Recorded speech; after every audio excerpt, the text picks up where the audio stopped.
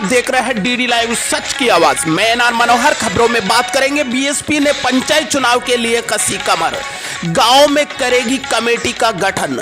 Bahujan Samajwadi party Sikar ने आज दातारामगढ़ तहसील के पचार गांव में एक मीटिंग आयोजित कर पंचायत चुनाव के लिए संकल्प किया। वहीं पार्टी ने अपने संगठनात्मक ढांचे को और मजबूत करने के लिए गांव में ग्राम कमेटी गठन करने की बात कही। इस मौके पर बसपा जिला अध्यक्ष दयानंद कुलदीप, प्रदेश सचिव धर्म सिंह तनाड़ा, जिला सदस्य कालूराम मेहरा, केसरमल मुंडोतिया, हीरालाल भुराड़िया, मंगलचंद भुराड़िया, गोदाराम भुराड़िया सहित कई गणमान्य लोग उपस्थित रहे। ये बात करते हैं बसपा जिला अध्यक्ष दयानंद कुलदीप व प्रदेश सचिव धर्म सिंह तनाड़ा से। नमस्कार, मैं एनआर मनोहर और आज मेरी मुलाकात हो रही है बीएसपी के जिला अध्यक्ष दयानंद जी कुलदीप और प्रदेश सचिव धर्म सिंह तानड़ जी से। सत्ता की तरफ चले गए, इस बार भी ऐसा ही हुआ है।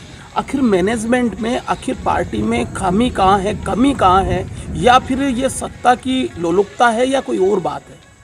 देखिए, कांग्रेस की हमेशा से मानसिकता रही है कि जो बाबा साहब डॉक्टर अम्बेडकर की जो विचारधारा है उसको ख़त्म करने का हमेशा से प्रयास किया है। बाबा साहब जब इस देश के अंदर हमारे लिए, अपने इस देश के लिए संघर्ष कर रहे थे, देश का संविधान जब लिख रहे थे, उस समय से इस कांग्रेस ने हमेशा से बाबा साहब का कदम कदम पर विरोध किया है और बाबा साहब के पीए को भी इस कांग्रेस पार्टी ने खरीद। आपका सीधा मतलब है कि ये कांग्रेस ने आपके विधायक को उधर ले लिया? हाँ हाँ, वो बार बार हो रहा है। पार्टी हाईकमान इस पर कोई ठोस निर्णय नहीं लेती? पार्टी हाईकमान निर्णय लेती भी है इसके ऊपर, लेकिन पद के लालच के अंदर, मंत्री बनाने के चक्कर में करोड़ों रुपए का लालच दे करके कांग्रेस पार्टी विधायकों को खरीद ले के अंदर हैं। चंद्रशेखर रावण ने एक अलग पार्टी बना ली है।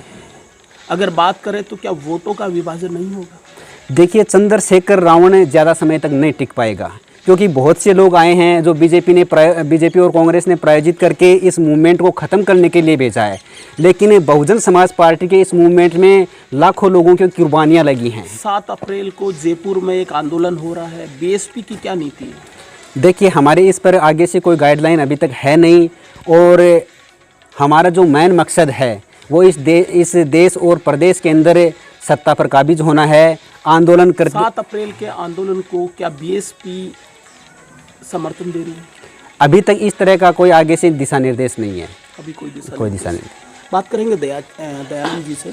दयानंद जी, अगर बात करें, सीकर की जिम्मेदारी आप पर है, लेकिन सीकर में बीएसपी जो एक करना चाहिए ग्राफ है वो कहीं ना कहीं उतना एक उम्मीद भरा नहीं हो रहा है। इसके पीछे कहाँ मैनेजमेंट में कहाँ खामी आ रही है? देखिए, ऐसा है कि अभी बहुजन समाज पार्टी से मेरे को जुड़े थोड़ा ही समय हुआ है और जिला अध्यक्ष बने भी थोड़ा समय हुआ है, तो हम थोड़ा कोशिश कर रहे हैं। और अभी बीच में ये लॉकडाउन आ गया, अभी जनवरी फरवरी में हमने कुछ मीटिंगें की, कुछ प्रोग्राम बनाए थे, तो मार्च में 22 मार्च के बाद से ये लॉकडाउन हो गया, इसलिए हम कुछ अधिक कर नहीं पाए हैं। अभी हम सभी गाँव में राजस्थान की सरकार में दलित उत्पीड़न बढ़ा है और देखा जाए तो स्पेशली महिला अत्याचार भी बढ़ा है। इस पूरी पॉलिसी कांग्रेस की जो गवर्नमेंट है, इससे विकास पर या कानून व्यवस्था को लेकर कितने सहमत हो? नहीं, ये यहाँ पे अभी कोई कानून व्यवस्था नहीं है, बिल्कुल तरमरा रही है और दलितों पर अत्याचार बढ़ रहे हैं।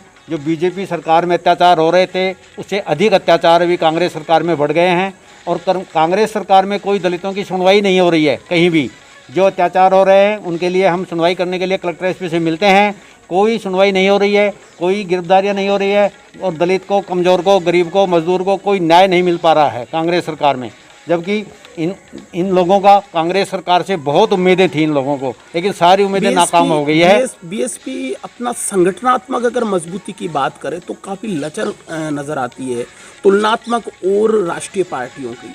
जबकि अपन बात करेंगे यूपी में इनका संगठन काफ़ी मजबूत है, एमपी में भी मजबूत है, राजस्थान स्पेशली शेखावाटी क्षेत्र में उतना मजबूत नहीं हो पाया। सीकर की बात करूं मैं तो जैसे दातारामगढ़ विधानसभा में देखें तो एक बीएसपी से बड़ी उम्मीद थी कि इस बार कुछ अच्छा करेगी, लेकिन उतना नहीं हो पाता। इसके पीछे आप अपने नज़रिए से कैसे देखते हैं? बीएसपी के लिए कार्यकर्ताओं ने बहुत भागदौड़ की है, दातारामगढ़ में बहुत मेहनत की है और कालूराम जी मेहरा जिन्होंने चुनाव लड़ा है, हर गांव में 3-3, 4-4, 5-5 बार जाकर के ये मीटिंगें लेकर के आए हैं। लेकिन समाज जो है, समाज अभी समझ नहीं पा रहा है। कांग्रेस बीजेपी एक ही हैं, ये बात लोगों के समाज के समझ में नहीं आ पा रही है। लोग कांग्रेस को और बीजेपी को अलग अलग नज़रिए से देख रहे हैं कि हमें कांग्रेस हराना है और कांग्रेस जिताना है और कांग्रेस बीजेपी हराना है, लेकिन दोनों एक ही हैं। बचे हुए पंचायत चुनाव में बीएसपी की क्या रणनीति रहेगी? अभी जो पंचायत चुनाव है, जिला परिषद पंचायत समिति के चुनाव होंगे, अभी हम गांव-गांव जाकर के मीटिंगें कर रहे हैं और हम सभी जगह अपने उम्मीदवार उतारेंगे। जिला परिषद और पंचायत समिति में सभी जगह पूरे सीकर जिले में उम्मीदवार उतारेंगे। 2 अप्रैल को जयपुर में एक आंदोलन हो रहा है। 7 अप्रैल को मूक बधिर जो लड़की है उसके गैंगरेप को लेकर अभी मेरी प्रदेश आपके सचिव से बात हुई है। एक जिला अध्यक्ष स्पेशली सीकर की बात करें तो क्या व्यक्तिगत तौर पर आप उस आंदोलन का समर्थन करते हैं?